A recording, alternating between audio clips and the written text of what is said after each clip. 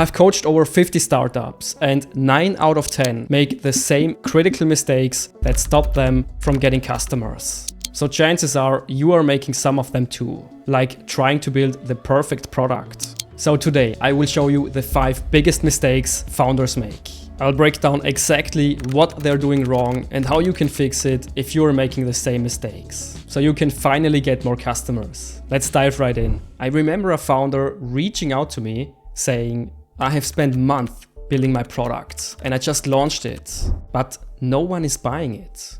Sounds familiar? That's the reality for a lot of startups. They get so excited about their idea that they dive straight into development without validating whether anyone would pay for it. And that's a huge mistake. The issue is, when you don't validate your idea, you risk building a product no one wants. And that's not just frustrating, it's expensive. You basically invest your time, your energy and your money into something that's completely useless to your target audience. Ask me how I know. Well, because the first startup I joined failed because of this exact reason. We just built something that nobody wanted. So if you haven't validated your idea yet, it's probably holding you back from getting customers. So how do you solve this problem? You can validate your idea with just 9 simple questions. Now, I'm not going through these questions right now because I have made an extra video on that, but it basically works like this. You simply go to your target audience and ask them the 9 questions. And after interviewing 5 to 10 people, you have a pretty good idea if your solution is valuable to people and if they would pay for it. So before you spend time and money into your idea, validate it. Don't just assume people will like it just because you think it's a great idea. Now, let's move on to the next big mistake that stops startups from getting customers. The next mistake that stops startups from getting customers is a big one. Many startups I have worked with made this exact mistake, so chances are you are making it too. A startup I worked with built a beautiful tool. It was an app to help people be more productive. Sleek design, easy to use, and packed with a ton of great features. Task manager, calendar integration, focus mode, you name it. But after 12 months of building non-stop, guess how many paying users they had? 25. Pretty brutal, right? So can you guess what they did wrong? They were trying to solve everything for everyone. They were trying to get as many new users as possible. So they built feature after feature. But here is the issue. When you try to help everyone, you don't truly solve anything. And this is where most early stage startups go wrong. They build for too many people and they don't have this one crystal clear idea of who they can help best. In the end, no one buys because people don't feel the product is a perfect fit for them. On the other hand, if you clearly understand who your target audience is, you can build your product in a way that they say, yes, this is exactly for me.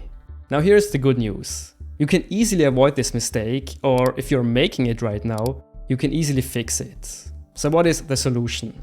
It's going to feel a bit uncomfortable. Niche down until it hurts. You need to pick one specific audience, one clear problem, and solve it better than anyone else. Let me give you an example. Let's go back to the founder with the productivity tool. So the startup team thinks, hey, this can help anyone be more productive. And that's the first red flag. It's just way too broad.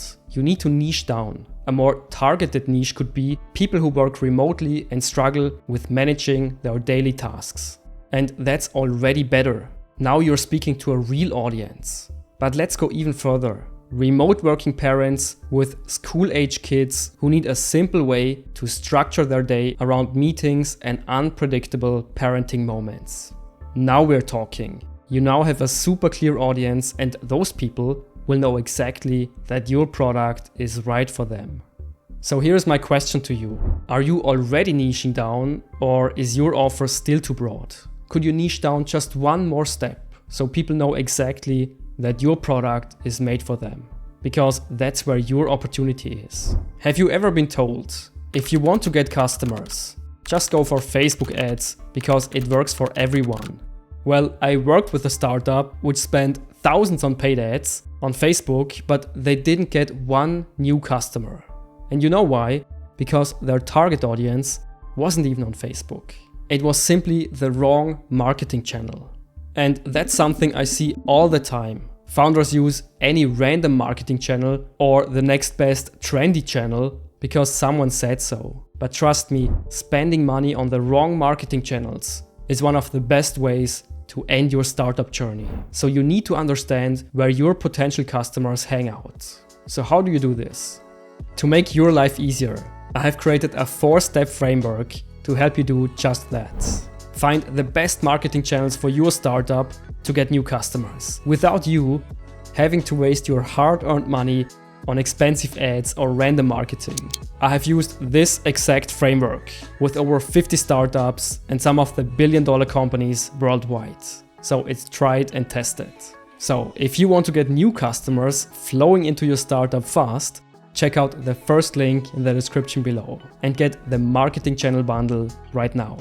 But hey, if you just started and you are not ready to invest yet, there's a free framework you can use. It's a good starting point. It's simple and effective, but if you want something more structured and result-driven, the bundle takes it to the next level. The free framework is called the Bullseye Framework.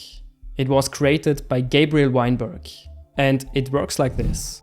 You brainstorm possible marketing ideas and marketing channels that will bring you new customers. Then you pick the most promising ones. You quickly experiment which ideas might work, and you focus on the winner. The reason I like this framework so much is because, especially in the beginning, you cannot say which marketing channel works best for your startup. You have to test it. So never ever blindly listen to a marketing guru telling you to use the next best trendy channel. Always test your marketing ideas and see what works. So think about it. Where do your potential customers hang out? And are you showing up consistently there? And also be completely honest. Are you using the strongest marketing channels or the ones that somebody told you? Maybe it's time to switch things up and find what actually works. Pay close attention, because from now on, I think this will be the #1 mistake that stops startups from getting customers. This was my website a few years ago. Cold, impersonal. It was basically a brand name. No face, no real connection with my audience. And people didn't buy from me because there was one thing missing: trust. So here's how I changed the website. I added a photo of myself, shared my personal story, and built trust. I stopped writing generic blog posts and made them super personal about my journey. I mean, think about it. When was the last time you clicked on an article and instantly knew it was AI generated? Did you trust it? Probably not. So one of the main reasons why startups cannot get new customers is because they fail to build trust. The startups that win now are the ones that feel human. They make their content personal, real stories, not AI blur. They show their face, they post from personal accounts, they connect with people. That's how you win in times of AI. So again, I want you to take a second. What is one thing you can do today to make your marketing more personal? Now, let's move on to the issue most founders don't even know they have. Quick pop quiz. I give you 5 seconds and you tell me what this startup does.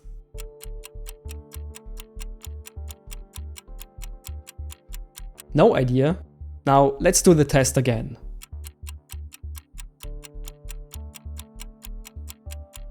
Big difference, right? But what changed? Well, in the second version, the startup clearly told us what it does in the main headline. Sounds obvious, right? But you would be shocked how many startups get this wrong. They use headlines like this, or that, or this headline, and no one knows what you are doing. But here is the good news: you can simply fix it with a 3-step framework. It goes like this. We help target audience achieve outcome without pain point. To make it easier, let's use our productivity app from earlier. We help remote working parents structure their day and get important work done without sacrificing time with their kids or feeling guilty about falling behind. Solid, right? This one sentence tells people who you help, what you help them achieve, and how you make their life easier.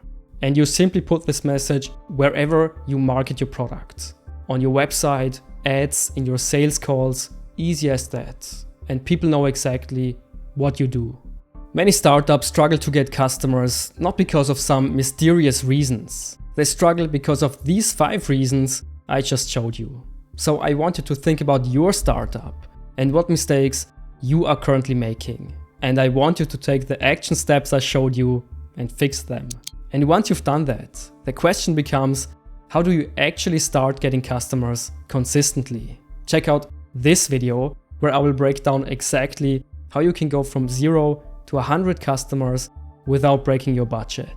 But before you go, make sure you subscribe to the channel for more pro tips and powerful frameworks on how to build a successful startup. Talk soon, bye bye.